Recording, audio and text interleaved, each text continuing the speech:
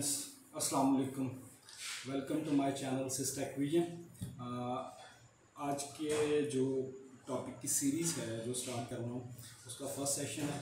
इसमें हम मोटर से रिलेटेड इक्विपमेंट्स हैं, उसमें शाफ्ट को कैसे हम सब निकालते हैं, शाफ्ट साइज़ क्या होते हैं, बैरिंग्स क्या होते हैं, बैरिंग्स का साइज़ कैसे डिसाइड और उसके अलावा क्या स्टैंडर्ड्स हैं, ये आज हम देखेंगे अपनी वीडियो में।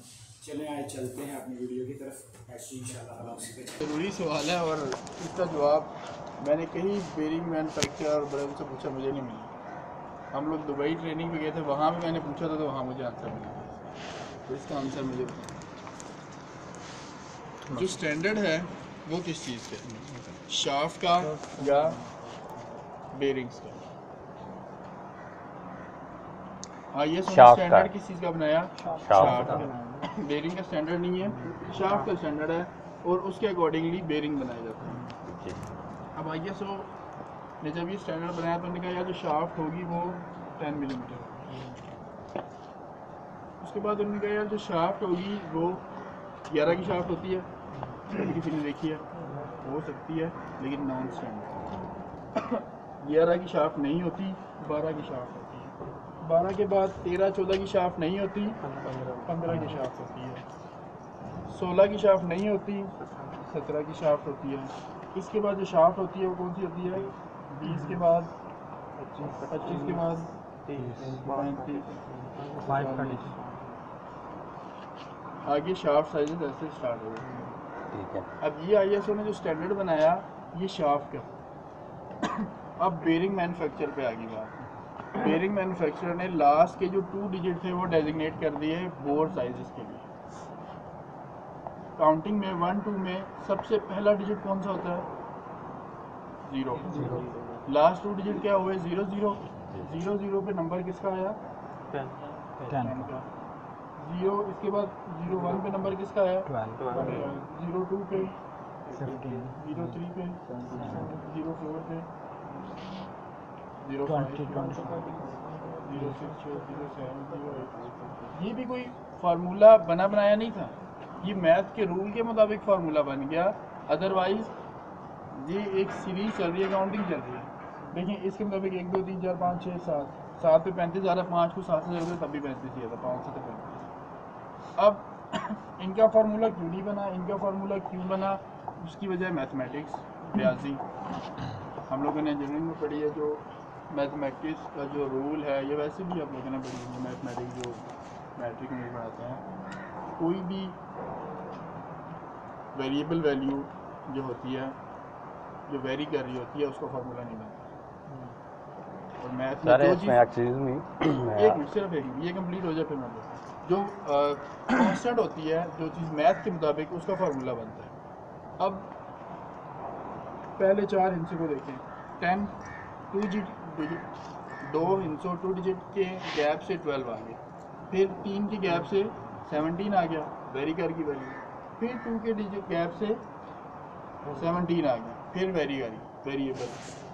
इधर से ऊपर देखें, 25 का गैप, 25 5 का गैप, 35 का गैप, 5 5 का गैप अब कांस्टेंट हो गया, इसलिए 5 5 का मल्टीप्लाई किया, ये फार्मूला बन गया। अदरवाइज उन्होंने तो 0 1 2 3 4 5 6 7 में गैप बना दिया था। सॉरी आपकी मैंने बात काटी थी।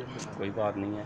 बात ये है कि इसमें आप जो मेजर एक चीज़ आ रही है, मेरे भाई ने सवाल किया था फार्मूले के बाद, जो मेरी समझ में आ रहा है वो ये है कि मोटर की मैं आपको मिसाल देता हूँ। मोटर बन गई है, वो कुछ 1 साल के लिए तो काम नहीं करती, ठीक है, उसने काम करना होता है 10 साल 15 साल 20 साल, ठीक है। उसी दौरान 20 साल काम करते हुए उस पर कितनी दफ़ा बैरिंग चेंज होंगे? फिर दूसरा पॉइंट यह है कि उस पर उसी शाफ्ट पर कितनी दफ़ा बैरिंग सीज होगा, ठीक है।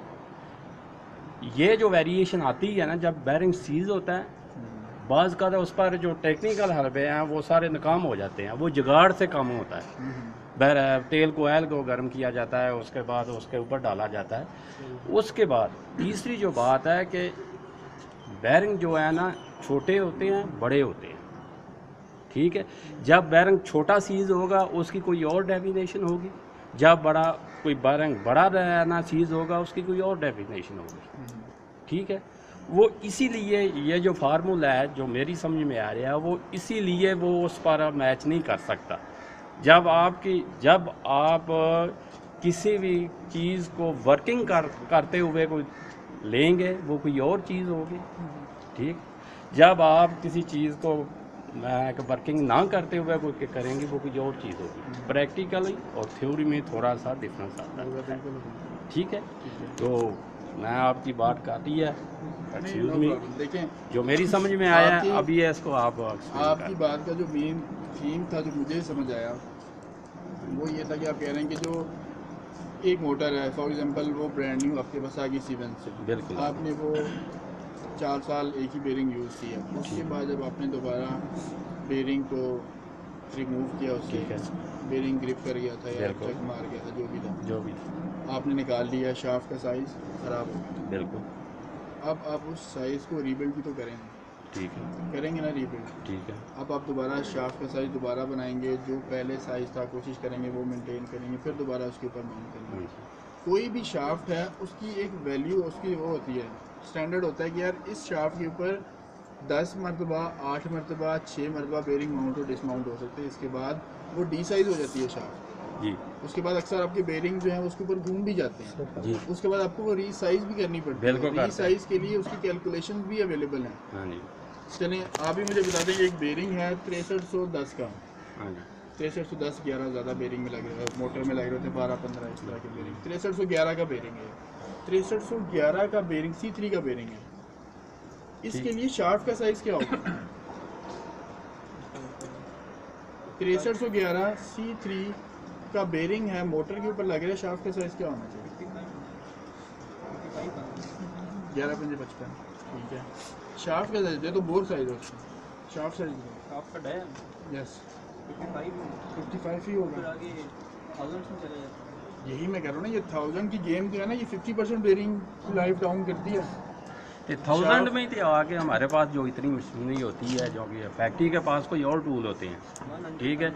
हमारे पास जो लेथ मशीनें होती हैं जैसे हम वो करते हैं उनका कोई और ना पैरामीटर होता है, कुछ भी नहीं होता है। सिर्फ और सिर्फ आपने मशीन्स आपके पास भी अच्छी हैं, लोग भी अच्छे हैं आप लोगों के पास, आपने माइक्रोमीटर लेना है, उसके साइज़ मेंटेन करने हैं।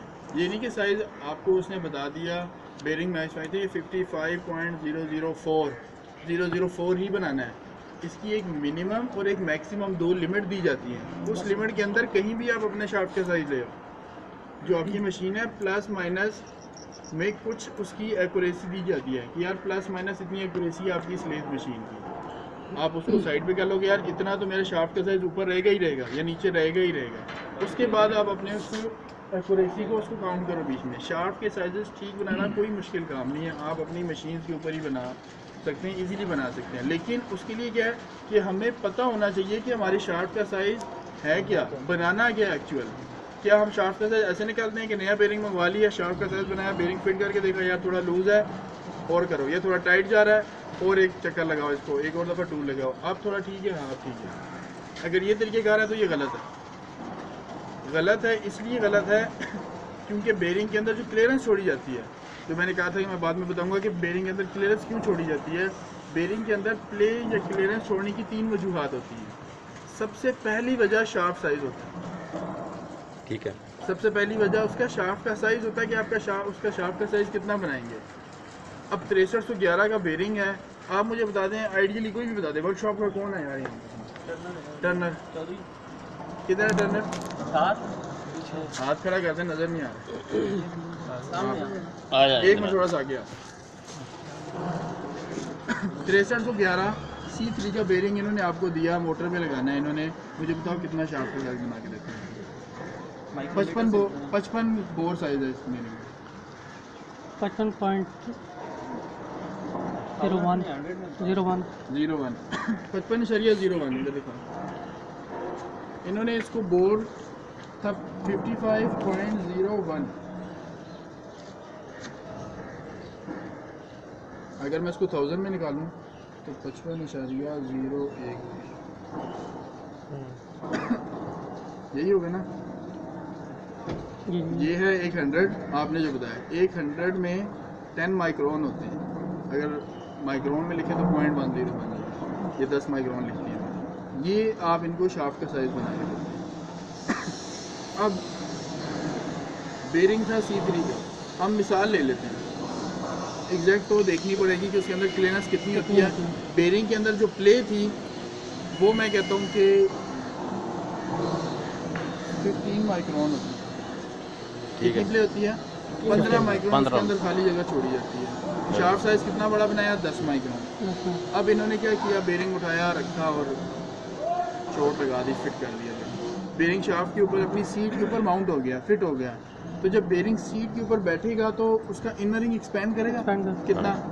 जितना शाफ्ट का साइज़ बड़ा बनाया 10 माइक्रोन इनर रिंग एक्सपेंड करके आउटर की तरफ चला जाएगा। अंदर जो स्पेस थी वो 15 थी, 15 में से 10 12 हो जाएगी। अब कितनी रह जाएगी? 5 माइक्रोन रह जाएगी। सेकंड काम होता है हाउसिंग। हाउसिंग कवर ऊपर लग गया। हाउसिंग कवर 55 था इसका, तो हम कहते हैं चलें 105 आउटर है। बेरिंग का आउटर आया 105 है। हाउसिंग का साइज़ क्या होगा? वो भी हम तकरीबन नहीं रखते हैं। साइज़ बताओ माइक्रोन में, मुझे डिजिट में बताओ। 14 यस 104 इशारिया कुछ होगा, क्योंकि हाउसिंग का साइज़ माइनस में होता है। लेट से 104 इशारिया 9 1 माइक्रोन डाउन है। हाउसिंग का साइज़ ट्रांजिशन फिट होता है बहुत, सिर्फ उसने सहारे ही दिया होता है, ग्रिप ही होती है। अगर मेन इनर रिंग रोटेट कर रहा है तो, अगर आउटर रिंग रोटेट करेगा तो आउटर रिंग जो है वो टाइट फिट होता है। अब ये 1 माइक्रोन ऊपर से ये टाइट हो गया तो बेरिंग ऊपर से भी स्क्वीज हो जाएगा। अब बेरिंग के अंदर स्पेस कितनी है? 4 माइक्रोन स्पेस है। अब आप लोगों ने बेरिंग में भरनी है ग्रीस, उठाना है, उसके अंदर लगाना है, अंगूठे से दबाना है, फुल टन ग्रीस भरेंगे। उसके बाद आपने उसको बंद करके चला देना।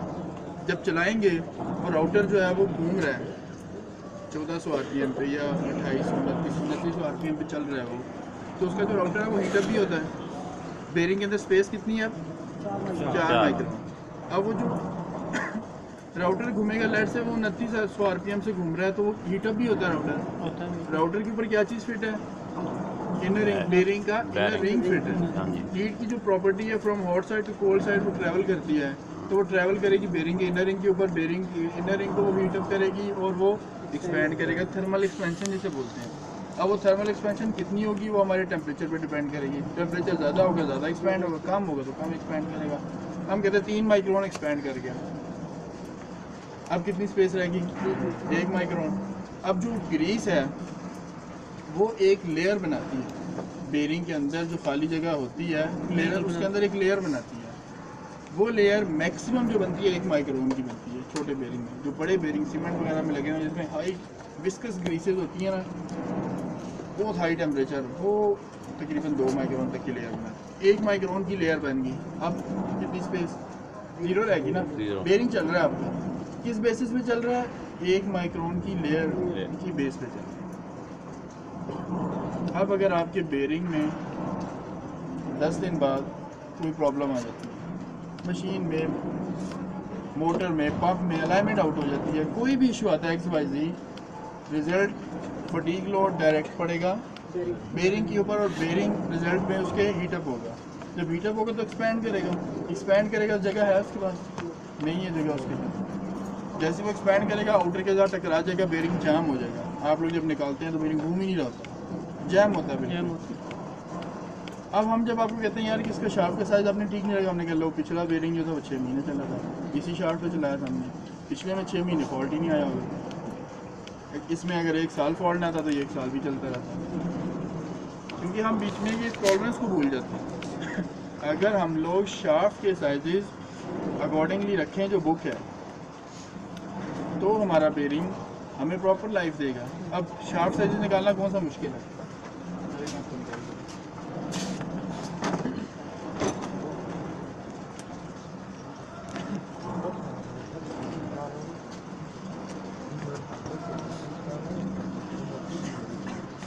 इधर आए, तो ये वर्कशॉप वाले हैं वो इधर आ जाए, टर्नर आ जाए, टर्नर, ताकि दोनों तीनों जितने भी हैं समझ आ जाए।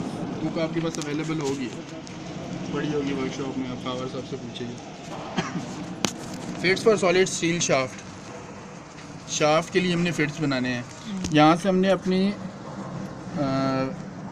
सेलेक्ट करनी है मशीन के वो किस वॉल्यूम की है, बड़ी मशीन है, छोटी मशीन है, light and variable, normal to heavy, heavy to very heavy, extreme heavy, जितने भी है। आरपीएम सब सेलेक्ट करने हैं या नहीं, मशीन कितनी रेटिंग क्या है उसकी में, हैवी मशीन है, नॉर्मल टू हैवी है, किस में जोन में वो आपकी मशीन चल रही होती है। किस चीज़ में क्लासिफाई यार ये इसके लिए ना एक फार्मूला होता है, वो फार्मूला मैं दूसरी बुक में आपको दिखाता हूँ, इसमें ढूंढना पड़ेगा, ये भी बिल्कुल नया एडिशन है, मैंने भी नहीं ढूंढा किस पेज पे है किस पेज पे नहीं है। हम लोग चले, ज़्यादातर हमारी मशीन नॉर्मल टू हैवी चल रही होती है, ये इतनी हमारी जो बहुत हैवी होती हैं वो सीमेंट या इन चीज़ों में स्टार्ट हो रही होती हैं। नॉर्मल टू हैवी में हम देख लेते हैं, वो एक कंप्लीट रेंज उसमें वो डिफाइन कर लेते हैं। ये शाफ्ट डायमीटर यहाँ ये से जहाँ पर बैरिंग लगाना है शाफ्ट लगानी है उसकी बात करते ये शाफ्ट का साइज आपको बताएगा कि कितना आपने बनाया। हम अपना बेरिंग सेलेक्ट करेंगे, बेरिंग हमारा कौन सा है 6311, स्कोर साइज कितना है इसका 55। यहाँ से आपने सेलेक्ट करना है, ये देखिए इसके अंदर लेस देन 10 नहीं आता इस रेंज में हमारा बेरिंग। अगला ऑप्शन है दिया 10 to 17 नहीं आता, अगला ऑप्शन दिया 17 to 100, इसमें हमारा बेरिंग फॉल कर रहा है। ये टॉलरेंस क्लास है इसकी,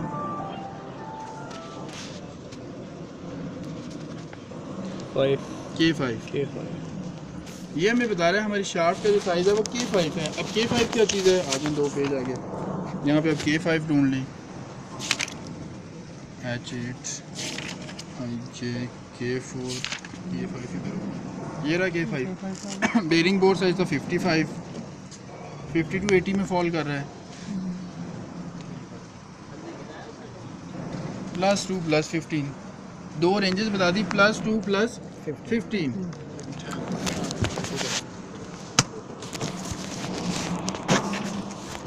तो शाफ्ट का साइज आप बनाएंगे वो 55.002 बना सकते हैं, 55.15 था 015। ये दो उसने आपको लिमिट दे दी कि इसके लिए जो आपने शाफ्ट का साइज बनाना है 55.002 भी बना सकते हैं, 0, 3, 4, 5, 10, 11, 12, 13, 14, 15 इसके दरमियान माइक्रोन है, इसके दरमियान कहीं भी बना ले। मैक्सिमम वैल्यू जो है वो 150 की है, 15 माइक्रोन 100 पे आ गया। मैं ये नहीं कह रहा कि आपकी गलती वैल्यू, मैं आपको ओवरऑल कहानी बता रहा था कि बेरिंग में क्यों जो वो यूज़ होती है, जो क्लियरेंस है वो कैसे यूज़ होती है। अब एक और चीज़ होती है जो हमें नहीं पता, जिससे हम लोग बाज़ औक़ात कहते हैं यार यही शाफ्ट साइज़ था, पिछली दफ़ा जो बेरिंग आया था वो टाइट जा रहा था, अब ये बेरिंग ये लूज़ जा रहा है, उसमें लूज़ बेरिंग दे दिया हमें। ऐसे ही होता ना, ये यूज़ बेरिंग आ गया है, पहले ही चला हुआ है, ये लूज़ है, वो लूज़ नहीं होता।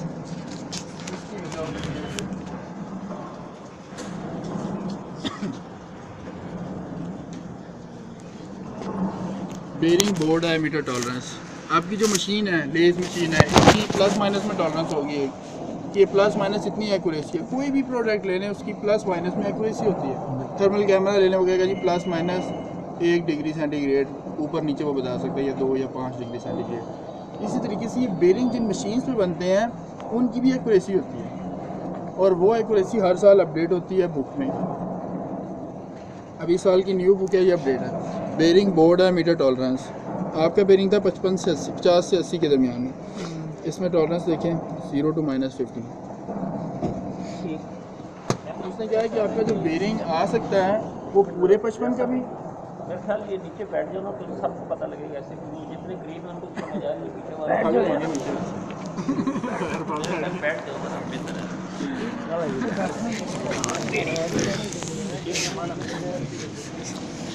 थक जाएंगे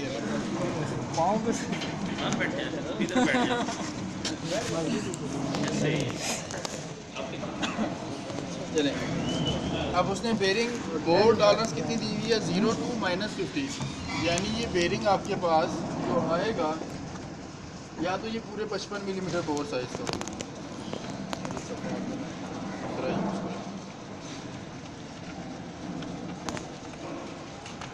जो बेरिंग आएगा आपके पास या तो वो आएगा पूरा 55, या वो बेरिंग आपके पास आ सकता है 54.985 54.985 तक वो बेरिंग आपके पास आ सकता है। उसका बोर साइज़ जो हमने फार्मूले से निकाला ना कि 55 मिलीमीटर है, लाजमी नहीं है कि वो 55 ही होगा। उसने बताया कि -85 तक आ सकता है, 86, 87, 88, 89, 90, 94, 95, 100 पूरा ही। सर ये जो चीज़ अभी आपने दूसरे बताई है ज़रूरी नहीं वो शार्ट में है, वो इसमें भी हो सकती है बेरिंग में भी। शाफ्ट एक अलग है, इसमें बेरिंग में भी होती है, ये डेफिनेटली होती है, होती है बेरिंग, लाजमी होती है। एक लूज होता है, एक टाइट होता है। अब उसमें क्या होता है कि एक बेरिंग आपके पास पूरे 55 वाला आ गया, एक बेरिंग आपके पास 85 वाला आ गया, 985 वाला आ गया, -15 माइक्रोन उसमें उसका बोर साइज़ कम था।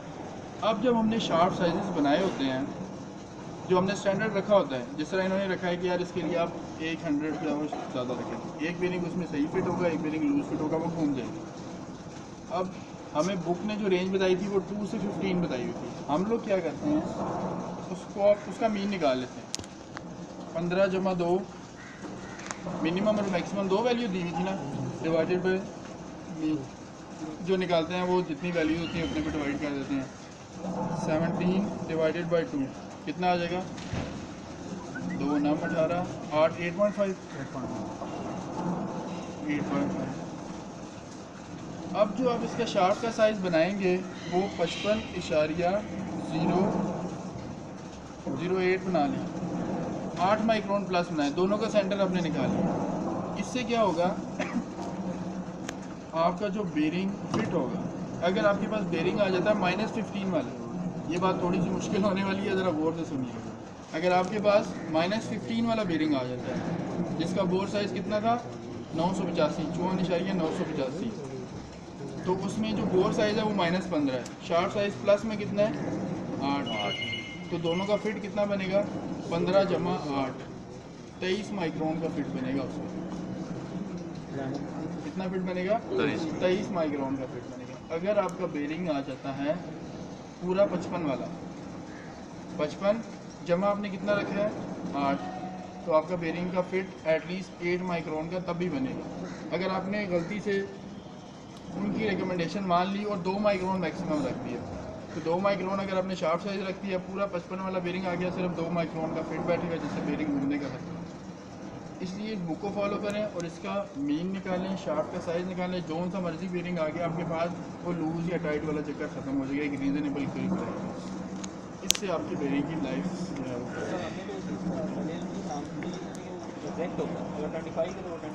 देखो, एक मोटर है उसको आप चला रहे हो, तो मोटर जो बेरिंग और पूरी मोटर चलती है वो वैसे ही घूमने फिरने के लिए तो नहीं चल रही होती ना, डेफिनेटली उसने कोई लोड लेना होता है। पंप चला रही है, फ़ैन चला रहा है, कटर चला रहा है, कोई ना कोई वो लोड चला रही है। अब जब वो लोड चला रही है उसका लोड पड़ना किसके ऊपर है, राउटर और बेरिंग के ऊपर। अगर आप उसको ग्रिप ही नहीं देंगे तो जब वो लोड पड़ेगा तो उसको तो पाँव फिसल जाएगा ना, उसका पाँव वो घूम जाएगा आपका बेरिंग। अगर पूरा साइज रख देंगे तो वो रीजनेबल ग्रिप नहीं बनेगा, आपका बेरिंग रोटेट हो जाएगा, घूम जाएगा। हम कहते हैं जी शाफ्ट कट गई है, हमारी इंडस्ट्रियल लैंग्वेज की होती है, शाफ्ट कट गई। क्यों कट गई, शाफ्ट साइज डाउन था, लोड ज़्यादा पड़ गया, वो अपनी ग्रिप नहीं रख सका, घूम गया बेरिंग।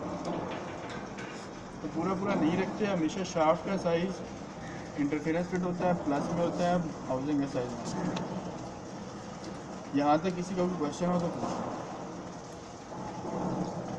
बेरिंग के बारे में मज़ीद होगी या क्वेश्चन है मेरा? अक्सर ये होता है कि हम चलें, ये तो अभी फार्मूला आपने क्लियर कर दिया, 62 से 5 का बेरिंग है, ये 5 का तो क्लियर होगा, फिर ये 6200, 6300, 6000 इसको हम कैसे निकालेंगे? इस तरह की हाउसिंग है, बेरिंग आगे टुकड़ा हुआ निकला है, हमें इसका नंबर नहीं पता। पहले तो हम ये करते थे यार कि हम कुछ शॉर्ट डाया ले लेते हैं, उसको 5 से डिवाइड करते हैं, ये 6205 होगा, 6205 का जो 6005 जो 6000 के 5 6200 के 6300 के। उसमें क्या होता है कि एक बेरिंग है,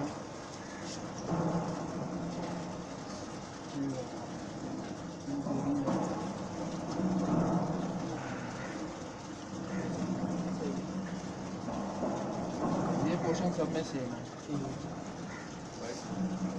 ये पोर्शन सब में सेम, जो डिफरेंस है वो सेकंड डिजिट में आ रहा है। किसी भी बेरिंग में जो फर्स्ट डिजिट होता है वो आपको बेरिंग टाइप बताता है कि ये बेरिंग किस टाइप का है। बॉल बेरिंग है, रोलर बेरिंग है, डीप ग्रूव बॉल बेरिंग है, सेल्फ अलाइनिंग बॉल बेरिंग है, सफेरिकल रोलर बेरिंग है, एनयू बेरिंग है, सेपरेबल बेरिंग, कौन सा बेरिंग है, ये फर्स्ट डिजिट बताता है। जो सेकंड डिजिट होता है ये आपको डायमेंशन सीरीज बताता है कि इस बेरिंग की विड्थ कितनी है और इस बेरिंग की हाइट कितनी है, ये आपको सेकंड डिजिट बताता है। लास्ट की 2 डिजिट बोल साइज बताते हैं। अब जो बेरिंग आपका पीस हुआ निकला है, टूटा हुआ निकला है, आप उसकी विड्थ देखें, उस बेरिंग की विड्थ को देखेंगे। शाफ्ट बोर साइज हमने शाफ्ट से ले लिया, बेरिंग की पीस हमने उसकी विड्थ ले ली, उसके रोलिंग एलिमेंट से हमने उसकी हाइट ले ली। अब हमारे पास जो टोटल वैल्यूज़ बनी वो बनी जी 25 है, 25, 10 और लेट्स से 55। उम्मीद करता हूँ कि आज की वीडियो से आपने बहुत कुछ सीखा होगा। बाकी जुड़े रहिएगा, ये एक सीरीज़ स्टार्ट होगी तो इंशाअल्लाह ताला इसमें कुछ नहीं, आप बहुत कुछ सीखेंगे। तो क्योंकि ये SKF की ट्रेनिंग्स थी जो कि मैंने खुद कंडक्ट की थी, हम लोगों ने हायर किया था SKF वालों को कृषि इंडस्ट्रीज़ में, तो उन्होंने वहाँ पे आके हमें ये ट्रेनिंग्स दी। डेफिनेटली आपको अंदाज़ा होगा कि ट्रेनर हैं और साथ में हम लोग सारे थे। तो बाकी ये है कि आप इसको देखिएगा और नेक्स्ट पार्ट इंशाल्लाह आई विल बहुत जल्द जो है ना वो मैं उसको लॉन्च कर दूँगा, और इसको भी आप ज़रा देख लीजिएगा और काइंडली सब्सक्राइब, लाइक, शेयर और बेल आइकॉन को लास्ट में प्रेस कर दीजिएगा। अपना बहुत सारा ख्याल रखिएगा। ओके, अल्लाह।